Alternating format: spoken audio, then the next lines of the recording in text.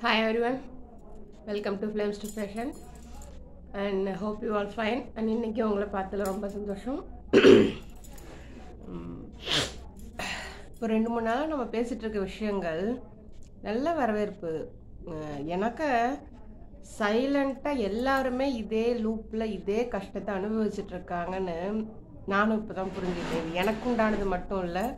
So நிறைய பேர் இது எப்படி ஓவர் கம் பண்ணுறதுன்னு தெரியாமல் அதுலேயே லூப்லேயே மாட்டிகிட்டு இருக்கிறது இப்போ நீங்கள் கொடுக்குற ரெஸ்பான்ஸ்லேருந்து எனக்கு தெரியுது. So I think I am on the right path. So எனக்கு தெரிஞ்சது நான் ஓவர் கம் பண்ணி வந்தது என்னுடைய சேலஞ்சஸ். நான் எதையுமே எப்படி சொல்கிறது, ஒரு ஃபேண்டஸியாவோ இல்லை குறைச்சோ எதுவுமே நான் சொல்லலை. பட் என்னோடய ரியல் லைஃப்பில் என்ன நடந்தது, இப்படி இருந்துச்சு நான் இப்படி வந்தேன், அதுதான் நான் சொல்கிறேன். பட் அது நிறைய பேருக்கு ஹெல்ப்ஃபுல்லாக இருக்குன்னு நினைக்கும்போது உண்மையிலே எனக்கு சந்தோஷமாக இருக்குது. So I am grateful for giving this chance to universe and God. Okay, and வழக்கம் போல் இன்றைக்கி என்ன பேச வந்திருக்கேன் அப்படின்றத பார்த்துக்கலாம். என்ன அப்படின்னாக்கா ஃபர்கிவ்னஸ். இன்றைக்கி நான் எடுத்திருக்க தலைப்பு ஃபர்கிவ்னஸ்னால் ஒன்றும் கிடையாதுங்க, மன்னிப்பு தான். ஆனால் இந்த மன்னிப்பை நம்ம தவறான கோணத்தில் பார்த்துட்ருக்குறோம். நானுமே அப்படி தான் பார்த்துட்ருந்தேன். ஸோ மன்னிப்பு அப்படின்றது என்னங்க, நம்ம என்ன நானுமே நினச்சிக்கிட்டு இருந்தது என்ன அப்படின்னாக்கா, நம்மளை கஷ்டப்படுத்தினவங்க, நம்மளை காயப்படுத்தினவங்க, நமக்கு துரோகம் பண்ணவங்க, நம்மளை மரியாதை குறைவாக நடத்தினவங்க, நம்ம ஒர்த்தே இல்லை அப்படின்னு நம்மளை நினச்சவங்க, நமக்கு மரியாதை கொடுக்க தெரியாதவங்க, அப்புறம் நம்ம வேல்யூ என்னன்னு புரியாதவங்க. ஸோ இவங்க எல்லாருமே நம்மளை ஹர்ட் பண்ணியிருப்பாங்க. இது எல்லாமே காரணமாக வச்சு நமக்கு ஹர்ட்டிங்ஸ் நடந்திருக்கும். ஸோ நம்ம என்ன நினச்சிட்ருப்போம், நம்மளை இப்படிலாம் ஹர்ட் பண்ணவங்க நம்மள்கிட்ட மன்னிப்பு கேட்கணும். அப்படி மன்னிப்பு கேட்கும்போது நம்ம மன்னிச்சிட்டோம் அப்படின்னா தான் அதுதான் மன்னிப்பு அப்படின்னு நம்ம நினச்சிட்ருக்கோம். பட் ஆனால் அது உண்மையான மன்னிப்பு கிடையாதுங்க.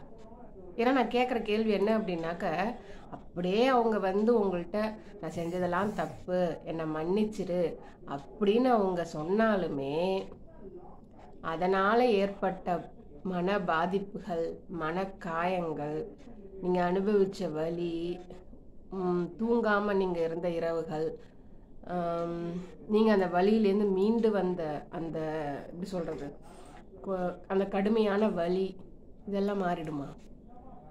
கண்டிப்பாக மாறாது. அவங்க மன்னிப்பு கேட்டாலும் மாறத்துக்கு வாய்ப்பு இருக்குங்களா?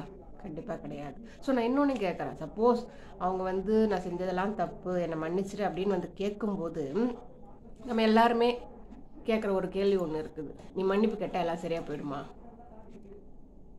ஆனாலும் அவங்க மன்னிப்பு நம்ம எதிர்பார்த்துட்ருக்கோம். ஏன் இந்த முரண்பாடு? ஸோ நான் இதை எப்படி எடுத்துக்கிட்டேன் அப்படின்னு நான் சொல்கிறேன் பாருங்கள். அதாவது மன்னிப்பு அப்படின்றது நமக்கு கஷ்டம் கொடுத்தவங்க நம்மக்கிட்ட மன்னிப்பு கேட்கறது கிடையவே கிடையாது.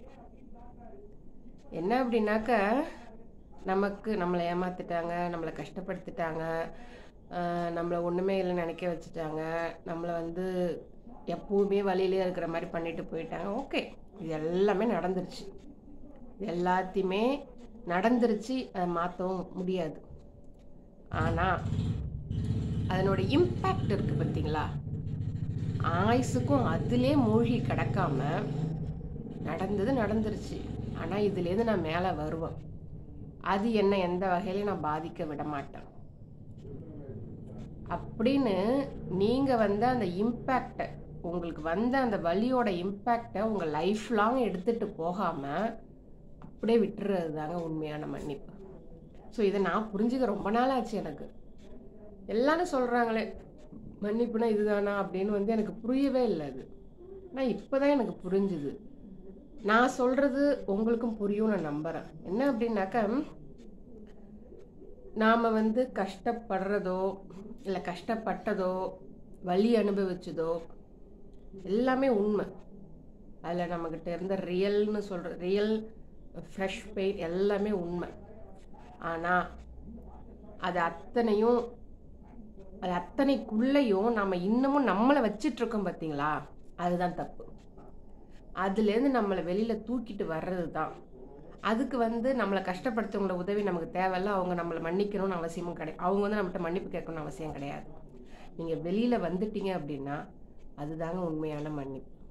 ஸோ இந்த மாதிரி இந்த இம்பேக்ட் வர்றது வந்து அவங்க செஞ்சது சரி, இல்லைன்னா அவங்க செஞ்சதை நான் மறந்துட்டேன், இல்லாட்டி அவங்க செஞ்சது வந்து எனக்கு எந்த பாதிப்பும் இல்லை அவங்க செஞ்சதை மறந்துட்டு திரும்ப நான் ஏற்றுக்கிட்டேன், அது மாதிரி எதுவுமே கிடையாது.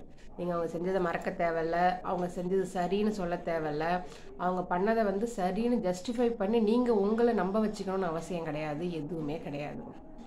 ஸோ இப்போ என்ன, இவ்வளவும் நடந்து போச்சு, இவ்வளவு கஷ்டமும் நடந்துருச்சு, ஓகே.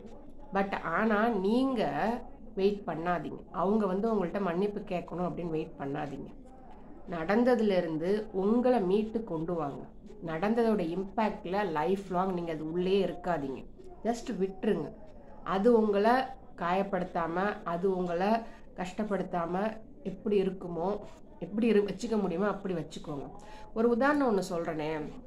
இப்போது ஒரு பெரிய கல் ஒன்று இருக்குது, அதை நீங்கள் கையிலே வச்சு நிற்கிறீங்க. எவ்வளோ நேரம் வச்சிட்ருக்க முடியும் உங்களால்? ஒரு மணி நேரம், 2 மணி நேரம் கை மறுக்க ஆரம்பிச்சிருமா, வலிக்க ஆரம்பிச்சிருமா? அப்புறம் என்ன பண்ணி ஆகணும்? அந்த கல்லை நீங்கள் கீழே போட்டு தானே ஆகணும். அதே தாங்க, அதுதான் இந்த மன்னிப்புக்கும். உண்மையான மன்னிப்பு அப்படின்றது நீங்கள் உங்களுக்கு ஏற்பட்ட பாதிப்பிலிருந்து வெளியில் வர்றது தான் உண்மையான மன்னிப்பு. இதை வந்து அவங்களுக்கு நீங்கள் கொடுக்குற வாய்ப்போ, அவங்க பண்ணுறது சரியோ, அவங்க பண்ணுறதை மறக்கணும் அப்படின்ற எந்த ஒரு அவசியமும் கிடையாது. சரியா? நடந்த அத்தனையும் ஓரமாக வச்சுட்டு நீங்கள் உங்களை மேலே தூக்கிட்டு வர்றது தான் உண்மையான மன்னிப்பு, ஃபர்கிவ்னஸ். ஓகேவா? ஐ திங்க் எனக்கு என்ன புரிஞ்சுதோ நான் சொல்லிட்டேன்னு உங்களுக்கு நினைக்கிறேன். உங்களுக்கும் புரிஞ்சுது அப்படின்னாக்கா லைக் பண்ணுங்கள், கமெண்ட் பண்ணுங்கள், ஷேர் பண்ணுங்கள், அண்ட் என்னோடய சேனலை சப்ஸ்கிரைப் பண்ணுங்கள். தேங்க்ஸ் ஃபார் வாட்சிங். All the best.